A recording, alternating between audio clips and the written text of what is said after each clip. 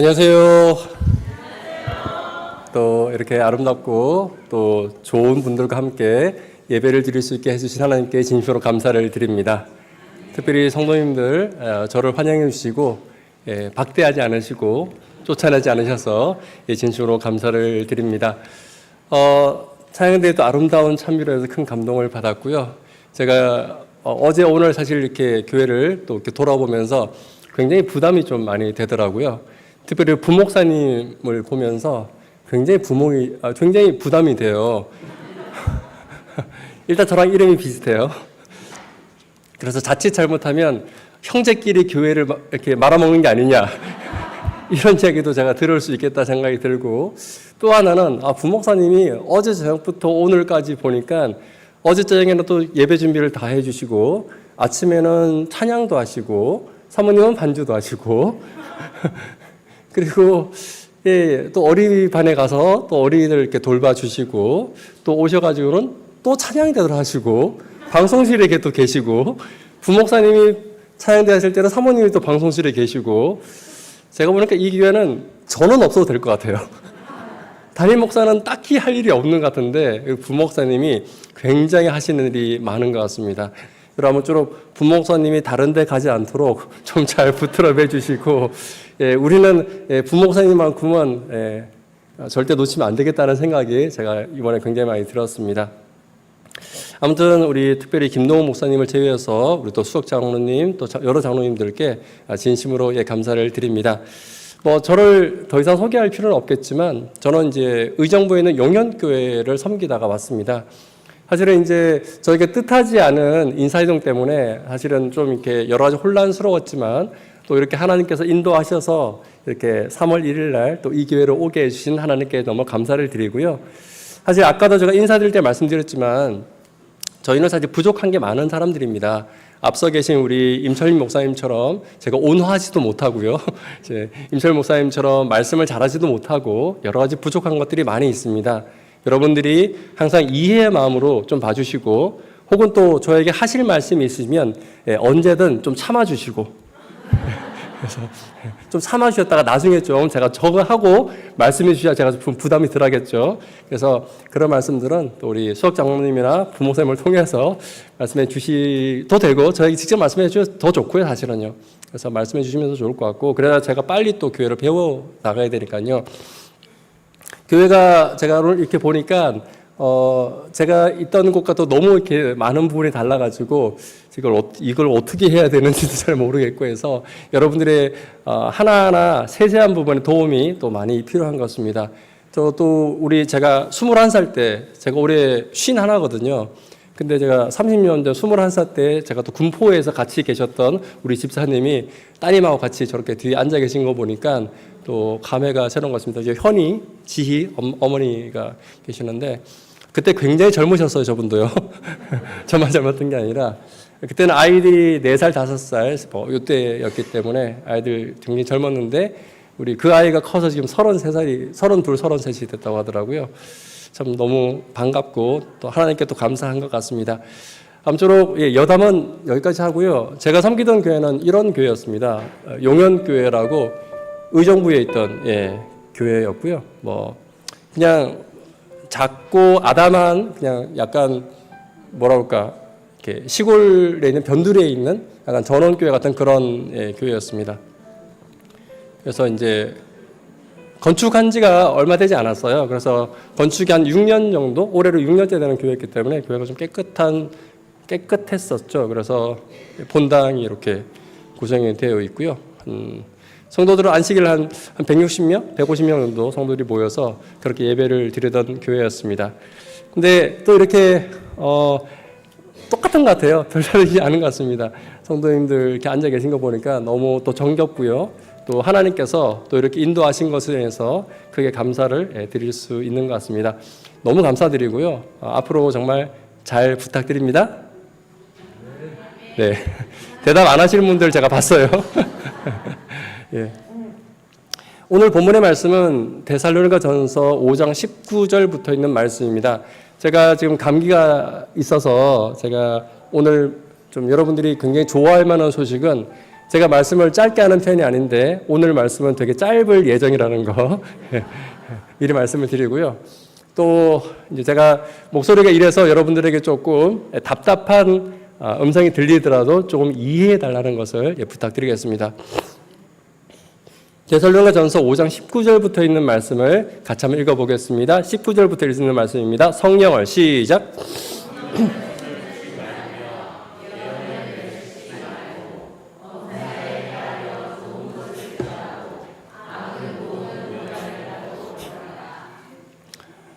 데살로니가전서 5장은 우리가 굉장히 익숙한 성경 구절입니다. 근데 여러분 혹시 아십니까? 기독교인들이 가져야 될 3대 주덕이라는 게 있어요. 우리가 믿음 생활을 해 나가면서 이 세 가지는 해야 믿음이 있다라고 말하는 세 가지 덕목이 있습니다. 그게 뭘까요? 우리가 살아가면서 이거는 해야 이 사람이 믿음이 있는 거다라고 말하는 것이 데살로니가 5장에 나와 있습니다. 바로 이거예요. 시작.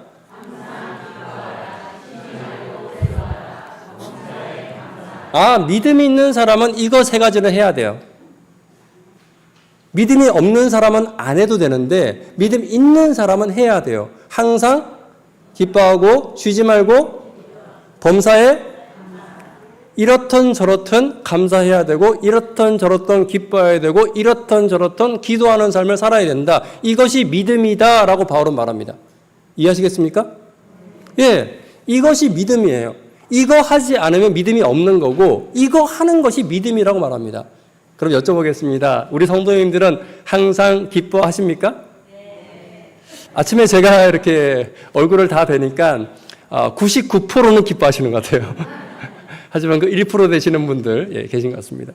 여러분 쉬지 말고 기도하십니까? 아멘이 좀 작아졌어요. 그죠?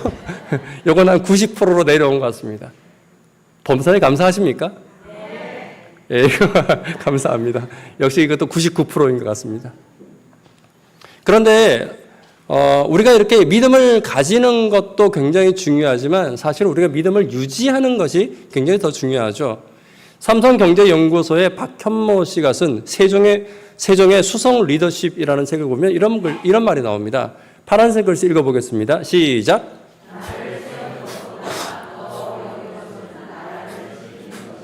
여러분, 믿음을 우리가 가지는 것보다 더 어려운 것은 믿음을 지키는 것입니다. 결혼을 하는 것보다 더 어려운 것은 결혼 생활을 지키는 것입니다. 아이를 낳는 것보다 더 어려운 것은 아이를 잘 키우는 것입니다. 교회에 나오는 것보다 더 어려운 것은 교회에서 영적으로 성장하는 것입니다. 맞습니까? 맞죠. 우리가 믿음 생활을 시작했어요. 그런데 우리가 믿음을 가지고 있어야 됩니다. 항상 기뻐해야 되고 쉬지 말고 기도해야 되고 범사에 감사해야 돼요. 우리가 이렇게 살아가기 위해서 바울이 필요한 것 4가지를 말하고 있습니다. 그 4가지가 바로 뭐냐면 성령을 소멸치 말며 예언을 멸시치 말고 범사에 헤아려 좋은 것을 취하고 악은 모든 모양이라도 버리는 것. 이 4가지를 우리가 기억한다면 너희가 믿음 생활을 해나갈 수 있을 것이다. 다시 말하면 항상 기뻐할 수 있고 쉬지 말고 기도할 수 있고 범사에 감사할 수 있을 것이다 라고 바울은 데살로니가서 5장에서 이야기하고 있는 것입니다. 자, 오늘은 이 4가지를 다 살펴보기에는 시간도 좀 부족하고 제가 목도 아프기 때문에 2가지만 살펴보도록 하고 다음 시간에 파트 2를 좀 해보도록 하겠습니다. 제가 어제 이제 저희 집사람하고 예배를 마치고 가면서 제가 굉장히 우리 집사람에게 어려운 말을 좀 했어요. 나 앞으로 수주교에서 목회를 못하겠다. 부목사님이 설교를 너무 잘한다. 부목사님 설교를 너무 잘해서 이거 부목사 설교하고 비교해가지고 사람들이 나를 얼마나 담임 목사를 원망할까 싶어가지고 제가 굉장히 사실 부끄러웠어요. 그리고 부목사님 설교 여러분들이 너무 아름답고 너무 좋은 말씀이지만 그래도 제 말씀도 좀 잘 들어서 여러분들에게 좋은 어떤 말씀의 기회가 되기를 간절히 바랍니다. 첫 번째는 뭐냐면요. 함께 읽습니다. 시작. 성령은 때때로 불로 묘사되고 있습니다. 그렇죠? 그래서 소멸이라는 단어를 쓰는 거예요. 이게 소멸이라는 단어는 불을 끄다라는 단어잖아요. 그죠? 그래서 성경은 이렇게 말합니다. 따라하겠습니다. 성령은 불이다. 그래서 소멸하지 말라는 말은 성령의 불을 끄지 말라라는 것입니다. 다시 말하면 여러분, 성령의 불을 우리가 믿음 생활하고 있는 이 교회에서 꺼지 말라는 건데요. 여러분, 그렇다면 이스라엘 백성들의 성소에서 반드시 꺼지지 말아야 되는 불들이 있었어요. 여러분 기억하십니까? 이스라엘의 성소에서 반드시 꺼져서는 안 되는 불 두 가지가 무엇과 무엇이었습니까? 첫 번째는 번제단의 불이었고 두 번째는 분향단의 불이었어요. 여러분, 번제단의 불은 절대 꺼져서 안 되고 두 번째 분향단의 불도 절대 꺼져서는 안 됩니다. 여러분, 이 두 가지 불이 의미하는 바가 무엇인지 아시죠? 번제단의 불이 의미하는 것이 무엇입니까? 예수 그리스도의 십자가예요. 그렇죠? 번제단의 불은 예수 그리스도의 십자가입니다. 다시 말하면 이 교회에서, 이 성전에서 결코 우리가 꺼트리지 않아야 되는 것은 그리스도의 십자가를 바라보는 것과 그리스도의 십자가로 인해서 구원받았다는 사실을 우리가 결코 꺼트리지 않아야 된다는 것입니다. 이것보다 더 중요한 것은 없다는 거예요. 그리스도의 십자가를 바라보고 그리스도의 십자가를 감사하고 그리스도를 만난 구원의 불을 꺼트리지 않는 것, 이것이 번제단의 불이 우리에게 주는 의미인 것입니다. 이 불을 이 교회가 꺼트리지 않게 되기를 간절히 바랍니다. 여러분 중에 혹시 그런 분들 계실지 몰라요? 특히 교회에 좀 열심히 있는 분들 가운데서 이제 목사가 바뀌었으니까 살짝 발을 좀 빼야지, 아니면 이번 기회에 교회를 좀 바꿔봐야지, 혹시 이런 악한 마음을 가지고 계신 분이 있다면 여러분, 번제단의 불을 기억하시기를 간절히 바랍니다. 아멘 하신 분들은 다 그런 마음이 있었던 거예요. 그죠? 우리 인생 가운데 번제단의 불은 늘 타오르고 있어야 됩니다. 그리스도를 바라보는 불은 늘 타오르고 있어야 됩니다. 특별히 예수님을 닮은 희생과 봉사의 불은 항상 타오르고 있어야 합니다. 여러분, 그 불이 결코 이 교회에서 꺼지지 않게 되기를 간절히 바랍니다. 좀 식었어요, 지금? 안 식었어요. 2명 안 식고 나머지 식었어요. 좀 식었어요. 여러분, 이 불이 식어서는 안 됩니다. 예수님을 닮은 봉사와 예수님을 닮은 희생과, 어떤 분들은 그래요. 나는 뭐 수석 집사를 40년 동안 했다, 30년 동안 했다. 그런 분들도 계실 수 있어요. 하지만 돌아가실 때까지 꺼트리면 안 됩니다, 이 불은. 두 번째 불은 무엇입니까? 분향단의 불이죠. 분향단의 불은 무엇을 의미하는지 여러분 아시죠? 무슨 불? 기도의 불이죠. 교회에서 결코 꺼지지 않아야 될 불은 기도의 불입니다. 여러분, 예수님께서 이렇게 말씀하셨어요. 내 아버지 집은 뭐하는 집이라고요? 기도하는 집이라고요. 여러분, 교회는 기도의 불을 꺼트려서는 결코 안 됩니다. 말씀의 불을 꺼트려서도 안 되고요. 어떤 불이든지 간에 성령이 주는 불을 꺼트리지 않게 되기를 간절히 바랍니다. 여러분, 기도하고 싶을 때 기도하세요. 저희 재림교회가 가진 독특한 문화가 있어요. 뭐냐 하면, 자, 여러분, 반주가 끝날 때까지만 기도하십시오. 그러면 반주가 끝나면 다 같이 기도가 끝나요, 안 끝나요? 정말 끝나요. 예, 누구도 그 반주보다 오래 기도하시는 분을 제가 거의 본 적이 없습니다. 여러분, 정말 그렇게 기도가 딱 끝나는 기도가, 물론 그것이 틀렸다는 것이 아니고요. 우리가 하나님께 기도하고 싶을 때 때때로 하나님을 남들보다 더 오래 찾을 수 있잖아요. 그죠? 여러분, 기도의 마음이 내 마음 가운데 들어올 때 그 기도의 불을 꺼트리지 않게 되기를 간절히 바랍니다. 항상 하나님께서 우리에게 불을 주실 때가 있어요. 말씀을 들을 때 그 말씀 때문에 우리 마음 가운데 불이 들어올 때가 있더라는 것입니다. 내가 하나님께 이런 봉사를 해야지, 내가 하나님께 누구에게 방문을 가야지, 내가 오늘 예배를 마치면 누군가에게 전화를 해야지, 오늘날 갑자기 밥을 먹다가도 누가 생각나는 때가 있습니다. 이것이 바로 성령이 주시는 불이라는 거죠. 여러분, 그 불이 들어올 때 여러분 어떻게 하십니까? 다음에 해야지, 지금은 때가 아니야. 혹시 그렇게 하지 않습니까? 여러분, 불이 들어올 때 여러분 그 불로 인해서 여러분 그 불대로 움직이게 되기를 간절히 바랍니다. 어떤 분은 그런 말씀 하시더라고요. 봉사해야 된다는 생각이 들었어요. 말씀을 읽어야 된다는 생각이 들었어요. 그러나 하나님 잠깐만, 하나님 잠깐만, 지금은 때가 아니니 조금 더 기다려달라고 그렇게 말씀하시는 분들도 계시더라고요. 여러분, 그런데 시간이 지나서 그 불이 다 꺼트렸을 때, 그 불이 다 꺼졌을 때 내가 그 일을 하기가 여러분 쉬울까요? 어려울까요? 어려움입니다. 여러분, 하나님의 성령의 불이 임하는 그때가 바로 우리가 예수님처럼 봉사하고 번제단의 어린 양이신 예수님처럼 희생하고 분향단의 기도와 같이 하나님께 드리는 온전한 기도를 드려야 될 때라는 것을 여러분 잊지 않게 되기를 간절히 바랍니다. 여러분, 더운 밥이 맛있습니까? 찬밥이 맛있습니까?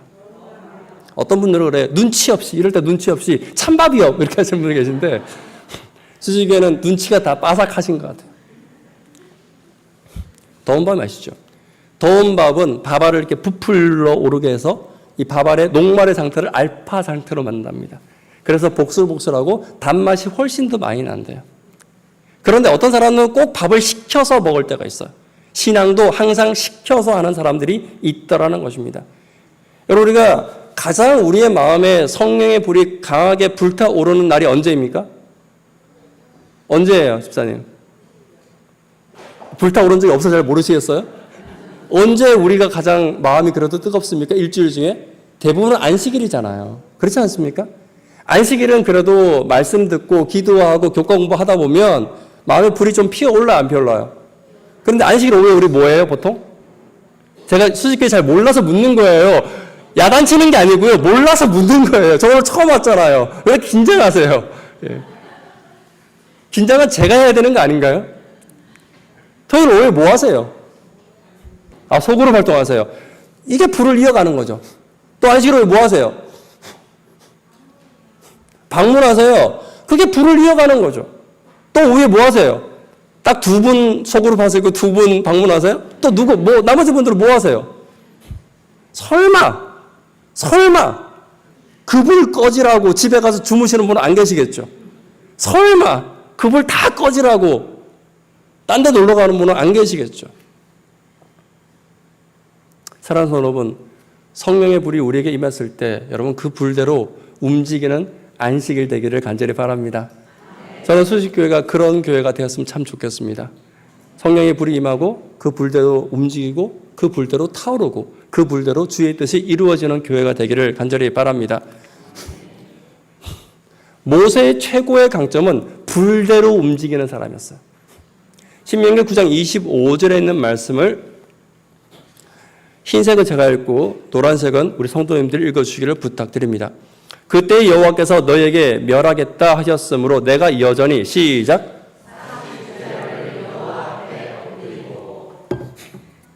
모세는 며칠 동안 기도했다고요? 40주야 하면 40일을 기도했다는 거예요. 여러분, 모세가 이 기도를 억지로 했을까요? 불타올라서 했을까요? 불타올라서 한 거예요. 여러분 잘 보세요. 모세 한 사람의 기도가 민족 전체를 살렸습니다. 모세 한 사람의 불타오른 기도, 모세가 기도의 불이 들어왔을 때, 내가 이제 그만해야지. 기도의 불이 들어왔을 때, 다음 해야지. 기도의 불이 들어왔을 때, 하나님 잠깐만요. 모세는 그렇게 하지 않았어요. 그에게 기도의 불이 들어왔을 때, 모세는 기도하기로 작정하였고, 기도의 불꽃이 꺼지지 않도록 그 불꽃이 사그라들 때까지 모세는 40일을 기도했습니다. 그리고 40일 기도한 끝에 뭐예요? 이스라엘 민족 전체를 구원하는 일이 있었다는 거죠. 존 맥스웰이 쓴 기도 동력자라는 책에는 이런 글이 있습니다.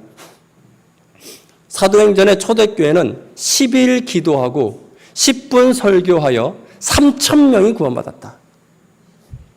10일 기도하고 10분 설교하여 3,000명이 구원받았다. 그러나 오늘의 미국의 교회는 10분 기도하고 10일 설교해서 2명 구원받는다. 여러분, 어느 게 남는 장사예요? 여러분 뭐 하실 거예요? 뭐 하시기를 원하십니까? 10일 기도하고 10분 기도해서 3,000명의 구원받기를 바라십니까? 아니면 10분 기도하고 10일 설교해서 2명 구원받기를 바라십니까?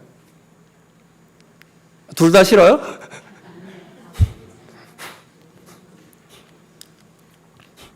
여러분, 뜨거움은 바람을 일으키게 되어 있습니다.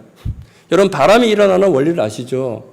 바람은 찬 공기와 더운 공기가 만났을 때 일어나는 대류 현상입니다. 그래서 여러분, 뜨거운 것이 차가운 것을 만나면요, 가만히 있지 않아요. 뜨거운 것이 차가운 것을 만나면 항상 무엇을 일으킨다고요? 바람을 일으킵니다. 여러분 혹시 교회가 조금 차갑다고 느낄 때가 있습니까? 혹은 누군가가 좀 차가워 보일 때가 있습니까? 왜 저 사람은 뜨겁지 않는지, 왜 우리 목사님은 뜨겁지 않는지, 왜 우리 소그룹은 뜨겁지 않는지, 혹시 그런 것에 대해서 좀 답답하신 적이 있습니까? 해결 방법은 간단합니다. 모세와 같이 뜨거운 기도를 40일 하는 것입니다. 그러면 나의 뜨거움이 다른 사람들에게 바람이 될 것입니다. 성경은 이것을 성령의 바람이라고 말하는 것입니다.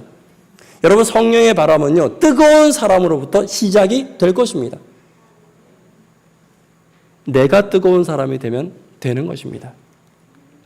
기독교의 혁명은 공격하고 정죄하는 것이 아니라 마지막 세 번째 줄 함께 했습니다. 시작! 기독교의 혁명은 다른 사람을 정죄하고 다른 사람을 공격하고 다른 사람을 판단하고 다른 사람을 심판하고 다른 사람에게 째려보는 것이 아니라 기독교의 혁명은 누가 불을 지피는 거라고요? 내가 내 안에 성령의 불을 지피는 것이라고 이야기하고 있는 것입니다. 우리 사랑하는 성도 여러분, 하나님께서 이 교회에 성령의 불을 주시기를 간절히 바랍니다. 성도 한 사람 한 사람에게 그 불이 있기를 간절히 바랍니다. 아까 헤세드 소그룹 이야기를 자꾸 하더라고요. 헤세드가 제일 안 되나 봐요. 아주 처음부터 끝까지 헤세드만 공격을 당하는데 정말로 성화된 소그룹인 것 같아요. 내가 보기에는. 저렇게 공격을 당해도 아무도 화를 안 내고 계속 헤세드 같이 모이지 마. 헤세드 뭐 어떻게 하지 마. 아주 가장 골치 아픈 소그룹인 것 같은데 제가 누군지 몰라서 막 말하는 거 아시죠? 제가 다음 혹시라도 알게 되면 이런 말 못해요. 여러분 소그룹이 다 뜨거워지려면요, 소그룹 한 가지만 뜨거워지면 됩니다. 그럼 바람이 그곳에 일어나겠죠. 교회에 여러 가지 부서가 있잖아요. 그죠? 어린이 부서, 오늘 아이들이 많이 있는데 정말 감사드립니다. 저는 아이들 보면 너무 소중해요. 왜 아이들을 소중히 여기냐 하면, 저 우리 현이도 있지만 제가 아이들 별로 좋아하지 않았어요. 그래서 제가 보통 교회에 가면요, 아이들이 제가 있는 곳은 피해 다녔어요. 제가 하도 야단치니까. 떠들지 마! 뛰지 마! 이렇게 늘 야단치니까. 근데 제가 전에 교회에 부임을 해 갔는데 교회 아이들이 한 명도 없는 거예요. 정말 단 한 명의 아이들도 없는 거예요. 여러분, 한 명의 아이들도 없는 교회를 상상해 보셨나요? 저는 그런 교회를 봤어요. 교회가 재미가 하나도 없어요. 근데 이 아이들은 왜 예배 시간에 안 떠드는지 모르겠어요. 애들이 원래 예배 시간에 떠들어 줘야 저는 좋은데 굉장히 신기해요. 설마 어른들이 막 저처럼 쥐어받고 그런 건 아니죠?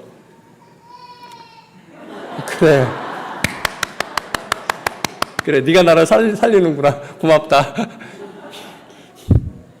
제가 설교를 제일 잘 듣는 것 같아요. 제가 보니까. 근데 아이들이 없는 교회에 있어 보니까 너무 힘들더라고요. 그래서 이제 저희들이 모아서 아이들을 하나 낳았는데, 어린이반을 원상복귀시키는데 3년이 걸렸습니다. 3년이 걸렸어요. 너무 힘들었어요. 그 과정이. 근데 이미 이 아이들이 이렇게 있는 것이 정말 하나님의 복의 복 중에 하나인 것입니다. 여러분, 교회가 뜨거워지려면요, 뭐 어린이반이 됐던, 학생반이 됐던, 청년반이 됐던, 아니면 집사회가 됐던, 장로회가 됐든, 아니면 어떤 소그룹이 됐던 한 그룹만 뜨거워져도요, 여러분, 교회는 전체가 뜨거워집니다. 여러분, 저는 이수지교회가 앞으로 저와 함께 얼마나 지낼지는 잘 모르겠지만, 또 주께서 저에게 있으라고는 그 시간까지 함께 뜨거운 교회로 날마다 뜨겁게 변화되기를 간절히 바랍니다. 오늘 찬양대 보니까 굉장히 뜨거워요. 굉장히 뜨겁고 굉장히 활발한데, 찬양대만 뜨거워져도 교회는 뜨거워집니다. 아무쪼록 여러분들, 우리가 각자 가지고 있는 부서에서 여러분 차갑게 계시지 마시고, 내가 교회를 살린다는 마음으로 각자의 소그룹과 각자가 있는 곳에서 여러분 뜨거움을 간구하는 저와 여러분 되기를 간절히 바랍니다. 두 번째 함께 읽어볼까요? 시작. 이 예언을 멸시지 말라고 하니까 다니엘서 계시로 말하는데요. 그러지 않아요. 신약 성경에서 예언이란 건 구약 성경 전체를 말하는 말입니다. 사실 성경 말씀, 설교 말씀을 뜻하는 말이고, 대부분은 구약 성경을 뜻하는 말이에요. 다시 말하면 성경을 멸시하지 말라라는 말인데, 여러분 성경을 멸시한다는 게 성경을 밟고 찢고 그런 게 아니에요. 여러분 기독교인들은 뭐 들고 다니는 사람들이에요? 누구도 그렇게 말하지 않을 거예요. 기독교인들은 물병 들고 다니는 사람들이다. 기독교인들은 우산 들고 다니는 사람들이다. 이렇게 말하지 않아요.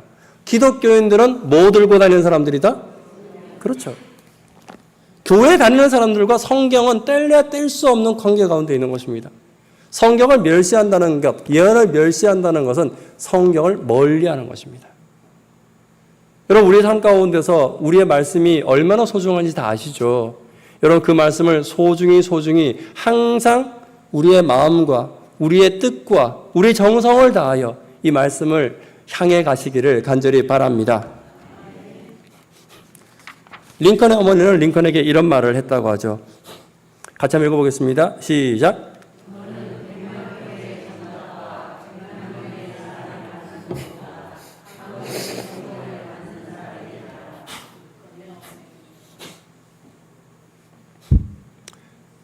저는 옛날 교회를 좋아하는 편은 아닙니다. 저는 현대화된 교회가 더 좋아요. 그러니까 교회 건물을 말하는 게 아니고요. 현대화된 예배, 현대화된 찬미, CCM 같은 현대화된 찬미, 또 현대화된 악기들, 저는 이런 거 좋아합니다. 싫어하지 않아요. 고전적인 악기들 좋아하지만 현대적인 악기들 저는 즐기는 편입니다. 그런데 예전에 그래도 그리운 것이 하나 있다면 예전에는 성경에 관련된 것을 참 많이 했던 것 같아요. 그죠? 성경 암송, 성경 찾기 이런 것들이 굉장히 많이 있었던 것 같고 어린아이들도 기억절 암송 이렇게 해가지고 이런 것들이 굉장히 많았던 기억이 있습니다.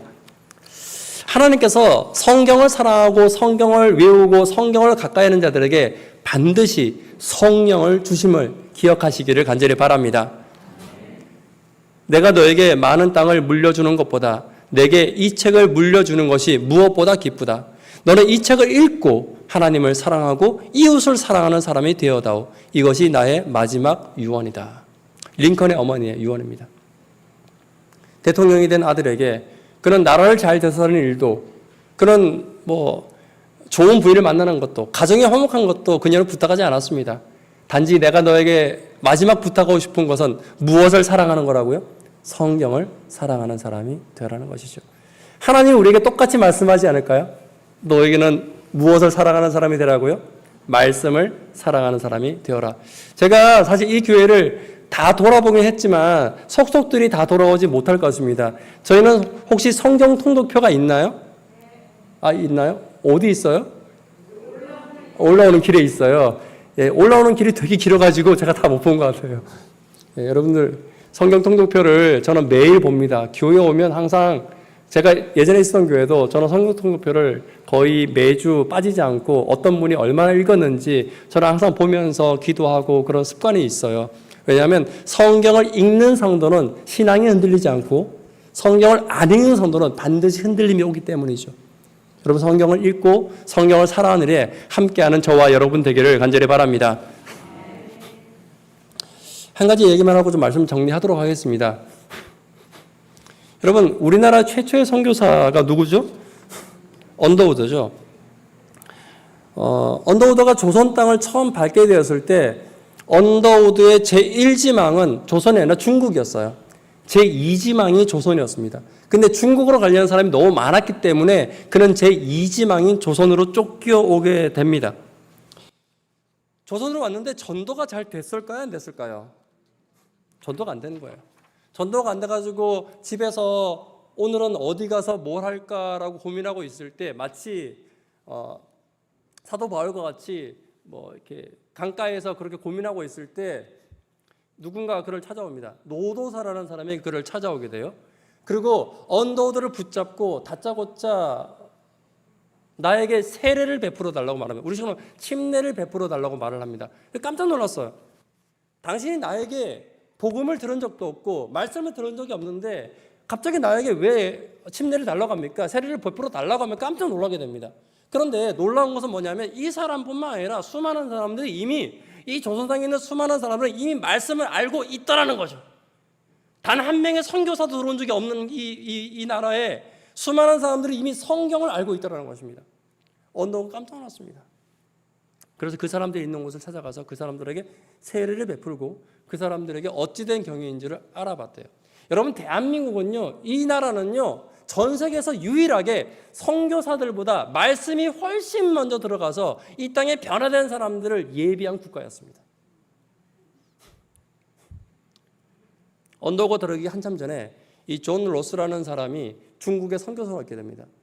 중국의 선교사로 있던 이 존 로스는 어느 날 갑자기 이 조선이라는 땅에 예수를 한 번도 들어보지 못한 사람들이 있다는 것을 알게 돼요. 그래서 그는 그 땅으로 가기 위해서 여러 가지로 노력했지만 그 땅에 들어갈 수가 없었습니다. 왜냐하면 그 당시에 흥선대원국 시대였기 때문에 쇄국정책, 다시 말하면 외래 문물을 전혀 받아들이지 않는 시대였기 때문에 전혀 조선인의 입국조차도 하지 못했어요. 그래서 만주, 조선과 국경이 맞닿아 있는 이 만주 땅에 거하면서 어떻게 하면 복음을 전할 수 있을까라고 그는 고민하고 있었습니다. 그때 백시성을 가진 한 장사치가 이 존 로스를 찾아오게 됩니다. 백시성을 이 장사치는 존 로스를 왜 찾아왔냐면 그 당시 그 양복지가 조선에서 되게 비쌌거든요. 그래서 만주에서 이 양복지를 떼가지고 조선에 팔면 한 10배 정도의 수익을 받을 수 있다고 해요. 그래서 이 서양인인 존 로스에게 양복 기지를 살려고 간 거예요. 그런데 양복 기지가 있어요, 없어요? 없거든요. 그래서 이 사람이 미안한 마음에 그에게 쪽복음 하나를 주게 됩니다. 마가복음 하나를 주게 돼요. 한자로는 이런 마가복음이라는 책자를 하나 주게 됩니다. 그 당시에 이 책은 굉장히 귀한 시대였기 때문에 이 사람이 그 책을 소중하게 갖고 들어와서 그의 아들은 백홍준에게 이 책을 전해주게 됩니다. 이 백홍준은 이후에 한국 최초의 목사 7인 중에 한 명이 돼요. 이 백홍준 씨가 이 책을 보니까 이 책은 보통 책이 아닌 것 같은 거예요. 그래서 그 책을 들고 이 책을 준 사람인 존 로스를 찾아가게 됩니다. 만주 땅에 가봤지만 도저히 찾을 수가 없는 거예요. 그러다가 돈이 떨어졌어요. 돈이 떨어져가지고 하나님께 기도했습니다. 하나님, 나한테 돈 좀 달라고. 그런데 옆에 소문이 들리는 거예요. 어떤 서양 사람이 있는데 그 서양 사람이 한자를 조선말로 번역하는 사람을 찾고 있더라 라는 거예요. 그래서 이 사람이 그곳이 성경을 번역하는 곳인지 모르고 그곳을 찾아가게 됩니다. 그런데 그곳에서 누구를 만났을까요? 바로 그의 아버지에게 마가복음이라는 책을 준 존 로스를 만나게 되는 거예요. 이 존 로스와 백홍준 씨는 이것이 하나님의 위대한 섭리라는 것을 깨닫게 됩니다. 그리고 그는 그 자리에서 세례를 받고 그 자리에서 목사가 되기로 결심하고 한국 땅에서 그는 복음을 전하다가 결국 순교 당하게 됩니다. 아편쟁이 이응찬이라는 사람이 있어요. 이 사람도 마찬가지예요. 이 사람은 원래 마약쟁이였어요. 그런데 마약을 사 먹을 돈이 떨어진 거예요. 그러니까 마약을 사 먹을 돈이 떨어져가지고 역시 이 사람도 번역 알바로 간 거예요. 번역. 한자를 조선말로 바꾸는 이 알바하러 간 거예요. 그런데 이거 번역하다 보니까 이 말씀이 이 사람 속에 들어온 거예요. 누가 뭐라 하지 않았어요. 예배 드리지 않았어요. 말씀 번역하다가 말씀이 그 속에 들어온 거예요. 살아있고 생명력이 있고 좌우의 나선 검과 같은 그 말씀이 들어와서 그를 변화시켰습니다. 그래서 그는 권서인이 됐어요. 권서인이 뭐냐면 그 당시에 문서 전도인들이에요. 그 당시는 복음을 전하기 위해서 누군가를 찾아서 만날 수가 없어요. 그래서 전도지 들고, 그 당시 전도지가 뭔지 아세요? 지금처럼 화려하고 이쁜 전도지 아니에요. 성경책 낙권을 찢어가지고, 성경책 낙권 있죠? 이 성경책을 한 장씩 찢어가지고 그 한 장을 접어가지고 나눠주는 게 전도지였어요. 쪽복음, 거기다가 예수는 사형리, 예수는 개인의 구주다, 인간이 어떻게 창조됐다, 이런 거 하나도 없이 성경책 몇 구절, 성경 몇 구절 찢어가지고 나눠주는 게 다 전도지였어요. 그걸 전해주는 사람이 권서인들이었습니다. 서성윤이라는 사람도 마찬가지였어요. 이 사람도 이제 알바하러 갔다가 말씀의 약을 먹고, 신약 구약을 먹고 변화된 사람이죠. 이 사람은 성경을 갖고 들어오다 걸렸어요. 그래서 쫓겨났어요. 그래서 어떻게 할까 고민하다가 성경을, 그 당시에는 여러분 창호지잖아요, 그죠? 한지잖아요. 이걸 꼬아가지고 새끼줄을 만들었어요. 그래가지고 짐을 묶는 줄로 썼어요. 그러니까 보따리 짐을 많이 만들어가지고 이 보따리를 성경책으로 엮은 뭐예요? 이걸로 다 묶어가지고 집에 온 다음에 이걸 다 풀러가지고 신약성경 하나를 다 완성한 거예요. 그 당시에는 신약성경 이게 66권은 고사하고 신약성경은 다 읽지 않았거든요. 이 사람은 신약성경을 다 이렇게 들고 들어왔습니다. 결국 그도 이제 권서인으로 활동하다가 장티푸스가 걸린 지역에 가서 복음을 전하다가 그곳에서 순교하게 됩니다. 같이 한번 읽어볼까요? 시작.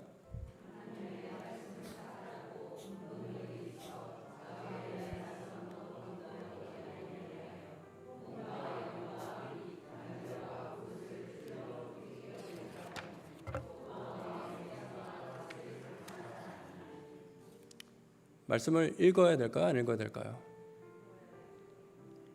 말씀을 멸시하면 될까요? 안 될까요? 안 돼요. 이 나라와 이 민족은 이 말씀을 위해서 피 흘린 사람들이 세운 교회입니다. 우리가 지금 있는 교회가 그냥 교회가 아니에요. 이 말씀이 위해 세워진 교회고 이 말씀 때문에 피 흘리고 상하고 찢기신 분들의 사실은 순교가 있기 때문에 우리가 지금 이 말씀 들고 예배 드릴 수 있는 교회입니다. 우리가 이 말씀을 우리가 어떻게 소홀히 할 수 있겠습니까? 사랑하는 성도 여러분, 말씀을 더 귀하고 더 귀하고 더 귀하게 여기시게 되기를 간절히 바랍니다. 성경 통독 하실 거예요? 안 하실 거예요? 다시요. 성경 통독 할 거예요? 안 할 거예요? 성경 공부할 거예요? 안 할 거예요? 집사님 웃지만 말고요. 웃으시는 거 보니까 난 안 할 건데 약간 이런 것 같은데 예, 성경 통독 하시고 말씀을 나누시고 그리고 요즘 문자의 홍수 시대라고 그러잖아요. 그죠? 하지만 예전에 권서인들이 했던 방법은 말씀을 누군가에 보내는 방법이었고 그들은 여러분 우리는 말씀을 그냥 막 보냈지만 그 당시 권서인들은 목숨을 걸고 말씀을 보낸 거예요. 우리보다 훨씬 더 어려운 환경 가운데 보낸 거예요. 그들은 10일 기도하고 10초짜리 말씀을 보낸 거예요. 여러분 누군가의 말씀을 보내세요. 그 말씀을 보냈을 때 어떻게 해야 된다고요? 10초 기도하고 10분 보내지 말고요. 10일 기도하고 10초 보내세요. 그러면 그 말씀이 여러분에게 말씀을 전해 듣는 그 사람의 마음 가운데 역사하게 될 것입니다. 저는 확신합니다.